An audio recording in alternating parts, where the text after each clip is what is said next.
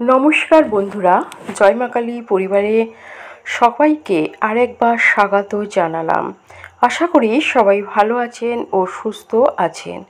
যেসব বন্ধুরা নতুন এই চ্যানেলে অবশ্যই একটি সাবস্ক্রাইব করবেন, যাতে নতুন নতুন ভিডিও আপনারা দেখতে পারেন। বন্ধুরা, আজকের ভিডিওতে আমি নিয়ে এসেছি, আমরা প্রত্যেক দিন নিত্য পূজা অর্চনা করে থাকি আমাদের বাড়ির মন্দিরে বা ঠাকুর ঘরে। সেখানে আমরা আমাদের সংসারের নানা রকম কথা নিয়ে যাই। আমাদের গৃহে যারা গুরুজনেরা আছে তাদের শরীর স্বাস্থ্য ভালো রাখার জন্য, আমাদের সন্তানদের সুখের জন্য, তাদের যাতে ভালো লেখাপড়া হয়, ভালো চাকরি পায় এবং আমাদের সংসারে যাতে দুধে ভাতে সারা জীবন থাকে এবং টাকা পয়সার অভাব না হয় এবং সবাই যাতে ভালোভাবে থাকে এবং সংসারে যাতে সুখ সমৃদ্ধিতে ভরে ওঠে, মা লক্ষ্মীর কৃপা থাকে, সব কিছু নিয়েই আমরা যাই। আমাদের বিজনেসে যাতে উন্নতি হয়, সমৃদ্ধি বাড়ে এবং সুখ শান্তিতে আমরা থাকতে পারি, মা কালী যাতে আমরা সব বিপদ থেকে রক্ষা করে, নানা রকম মনের কথা নিয়ে আমরা যাই আমাদের ভগবানের কাছে প্রার্থনা জানাতে এবং সেই প্রার্থনা গ্রহণ করেন এবং আমাদের মা, বাবা, দুর্গা, মহাদেব বলুন, সব দেবতারা এবং আমাদের আশীর্বাদও করে থাকেন যেসব পূজার জন্য। এবং আমরা অনেক সময় মহাদেবের মন্দিরেও যাই এবং শনিদেবের মন্দিরেও গিয়ে পূজা অর্চনা করে থাকি।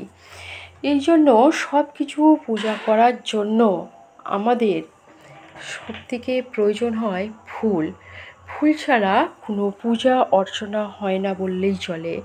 আমরা আমাদের জীবনে যেরকম আমাদের নানা রকম পছন্দের জিনিস থাকে, সেই রকম দেবতাদেরও নানা রকম পছন্দের জিনিস থাকে। তার মধ্যে এক একজনের প্রিয় ফুলও থাকে, ফলও থাকে এবং সুন্দর সুন্দর ফুল ওনারা পছন্দ করেন।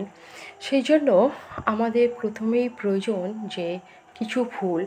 আমরা সবসময় বাজার থেকে ফুল নিয়ে আসি, কিন্তু যারা আমরা মায়েরা, বোনেরা যারা কিছু বয়স্ক আছে, তারা যারা আমরা প্রত্যেক দিন পূজা অর্চনা করে থাকি, সব সময় বাইরে যাওয়ার সময় হয় না।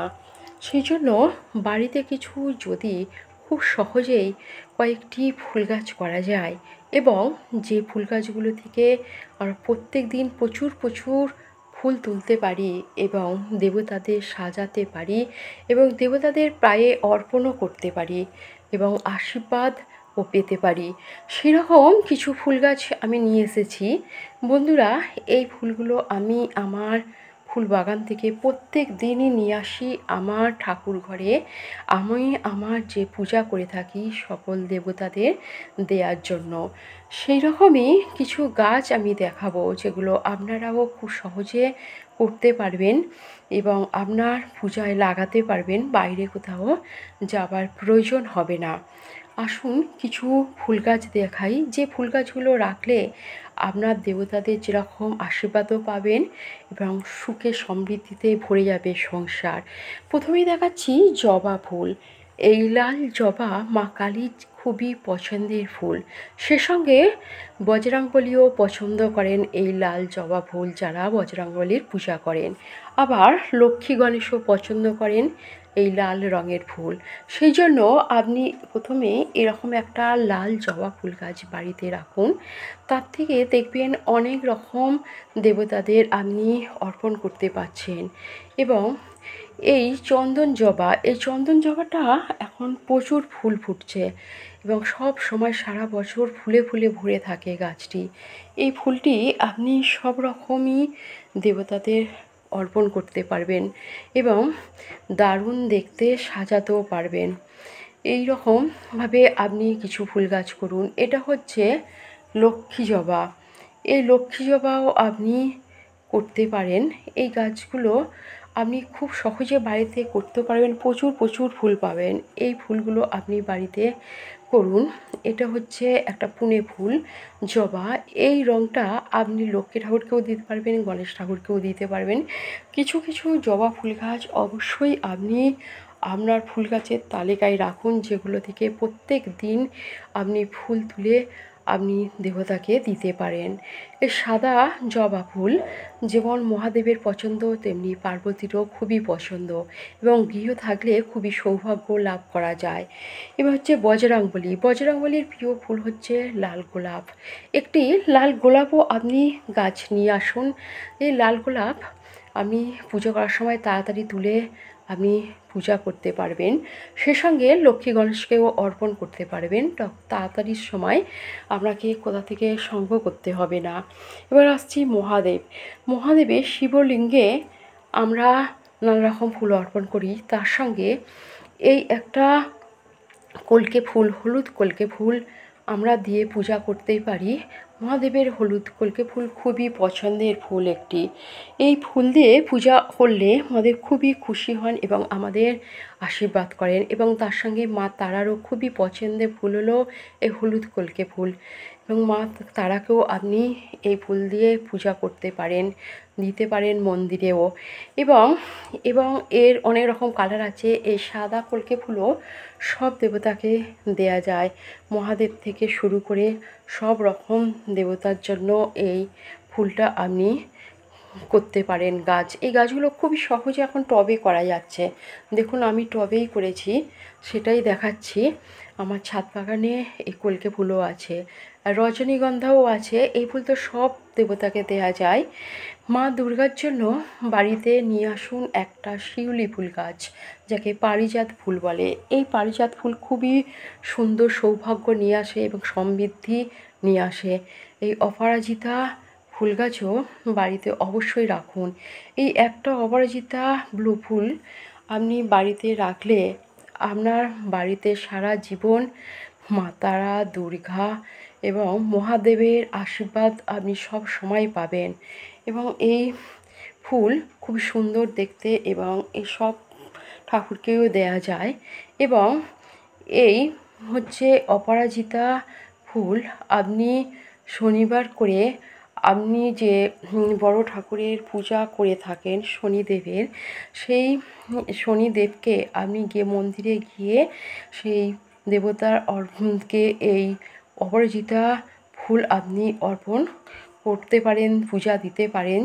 আপনার গৃহে থাকলে আপনি শনিদেবেরও আশীর্বাদ পাবেন, সব দেবতারই আশীর্বাদ আপনি পাবেন। এই ব্লু ফুলও আপনি রাখতে পারেন। এই ব্লু ফুলও সব দেবতাকে দেয়া যায়। যেটা নাগমণি, এটা হচ্ছে এই লক্ষ্মী, নারায়ণ।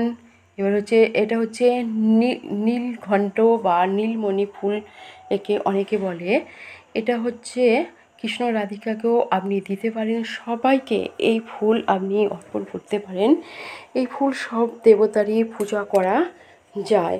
বন্ধুরা আমি কিছু ফুল এরকম দেখাচ্ছি। এটা হচ্ছে নয়নতারা। এই ফুলটা নানা রকম ভ্যারাইটিস পাওয়া যাচ্ছে। এই ফুল গাছও আপনি বাড়িতে খুব সহজেই করতে পারবেন এবং সারা বছর আপনি এর ফুল আপনি পূজায় দিতে পারবেন। এই সাদা ফুল মহাদেবের খুবই পছন্দ।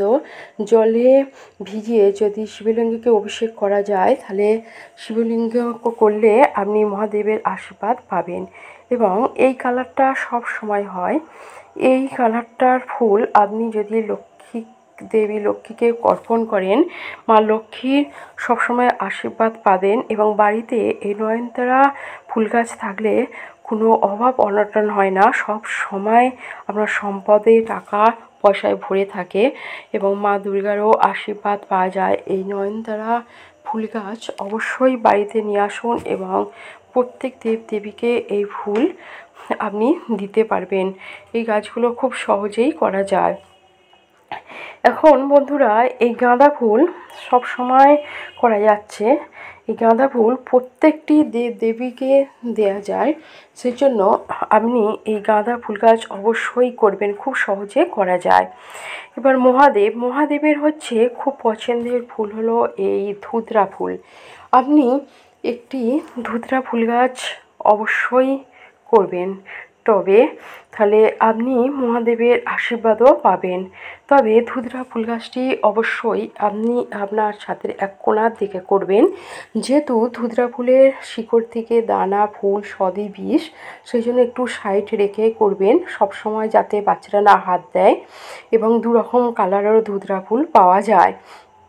বন্ধুরা, বলা হয় শিবলিঙ্গ মহাদেব একটি বেলপাতাতেই সন্তুষ্ট হন, সেই জন্য বাড়িতে একটা রাখুন বেল গাছ, যার থেকে আপনি সব সময় সব পূজাতে এই বেলপাতা দিতে পারেন।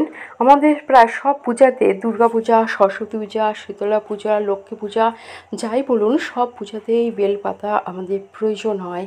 সেই জন্য বেলপাতা একটা গাছ, বেল গাছ আপনি একটা টবে, ছোট্ট টবে বসিয়ে রাখতে পারেন। এবং গণেশ ঠাকুর, এই গণেশজির প্রিয় জিনিস হচ্ছে দূর্বা। গণেশজিকে প্রথমেই পূজা করতে গেলে কয়েকটি দূর্বা অর্পণ করতেই হয়। যেন দেখুন বন্ধুরা, আমি আমার টবে কয়েকটি দূর্বা গাছ করে রেখেছি, আপনিও করুন এইরকম আমি যেরকমভাবে করেছি। এরপরে হচ্ছে শ্রী বিষ্ণুর হচ্ছে তুলসী পাতা খুবই প্রিয়। তুলসী পাতা ছাড়া শ্রী বিষ্ণুর পূজা হয় না এবং উনি প্রসাদও গ্রহণ করেন না, তার জন্য সবসময় তুলসী পাতার প্রয়োজন হয়। কৃষ্ণ ঠাকুরকেও তুলসী পাতা দিতে হয়। বাড়িতে রাখুন তুলসী গাছ, এটা রাখলে আমাদের বাতাসও যেরকম সবসময় মুক্ত থাকবে এবং আমাদের আবহাওয়াও খুব ভালো থাকবে। বন্ধুরা, এটা আমাদের মন্দিরের ঠাকুর, একটু শেয়ার করলাম।